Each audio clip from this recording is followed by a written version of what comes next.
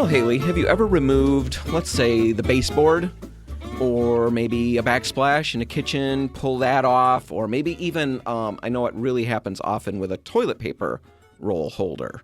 You pull that off the wall and you end up ripping the drywall paper. You pull that face paper off and you rip a big chunk off, and now you're down. It takes the paint and everything with it. Paint and everything with it. You're left with that brown paper, the backer paper kind of the drywall. No, but I've got a ton of this to fix in my garage. We put up the drywall. I talked about that a while back. Sure. And Jordan, my husband, he's very sweet.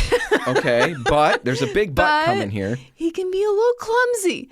And he knocked a couple of these pieces of drywall into things as he's moving them through the door. And he's gouged the drywall to the point where all of the paper's exposed, and I'm just looking at this thinking it's going to be a huge mess. Right. So you've got the brown paper exposed, and, maybe people at home are thinking, well, you just mud over that and you're good to go. But you can't.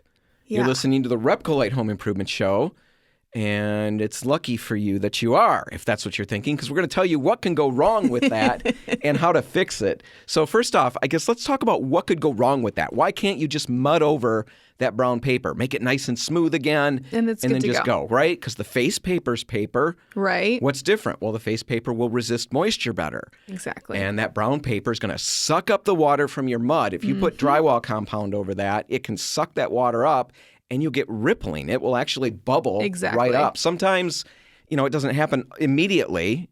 Right. But within 30 minutes or so, you could have a big mess going on. Yeah, and it's not something that you can just sand over and then reapply more mud, because the same problem will just keep happening over and over and over again. Right. No, it's really frustrating when it happens when you're working with drywall, because you've got to let all of that stuff dry at that point. Yeah. Cut out all these bubbles. Right. Take care of it the right way, and then do all your mudding and all of that over again. So that's why you don't want to just throw mud over top of this brown drywall paper. Will it happen every single time? Probably not every single time. No, because you've gotten lucky before. I have gotten lucky because I didn't realize years back that I was even walking a razor's edge. I was clumsy, like you talked about with your husband, and I just went and mudded over it, and I got lucky. You may get lucky, and maybe in the past you've gotten lucky.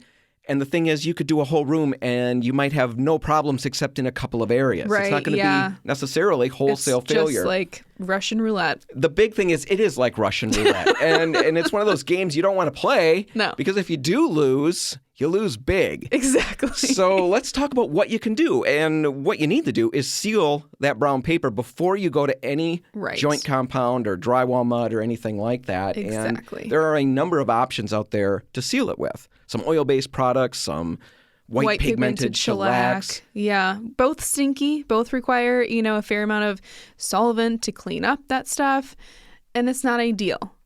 There's a specific product, though, that's called Gardz. Gardz. Yes, and it is essentially made to do exactly what we're talking about. Among other things, Gardz is a really interesting product. It's called a problem surface sealer. It's from Zinsser.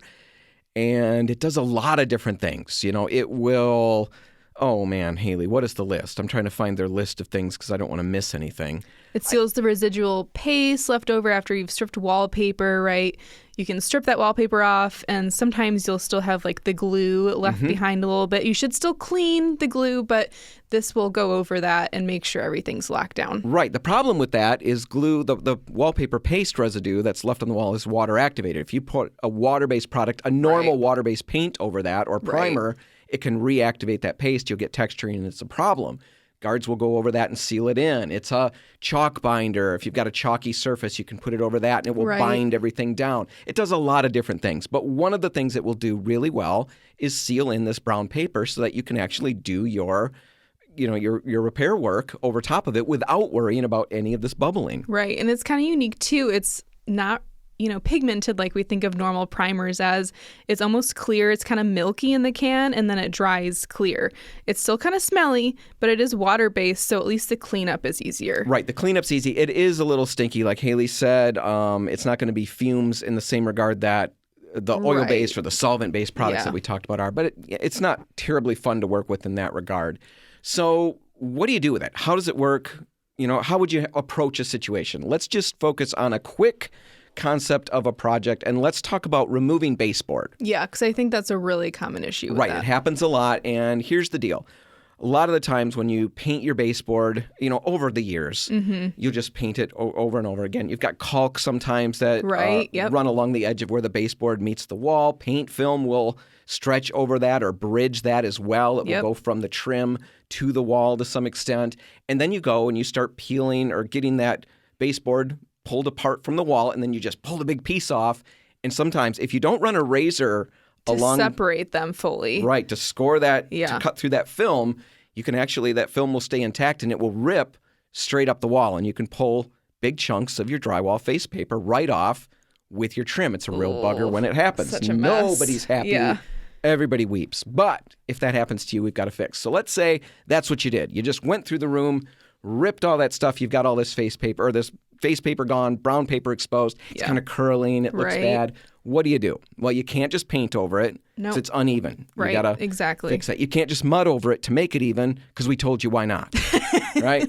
So you've got to go ahead and get this Gardz. So run out to Repcolite or drive out, walk out, take a cab, an Uber, whatever you need to do to get there. Get Gardz and then get home and you're ready to go. So you should probably get some sandpaper and go over very lightly. Yes, very lightly, smooth all of that out. Like any of the little pieces of paper that are curling or running still, you want to get that under control. Sand it so it's a nice smooth surface. You can use a putty knife and kind of knock down those edges a little bit.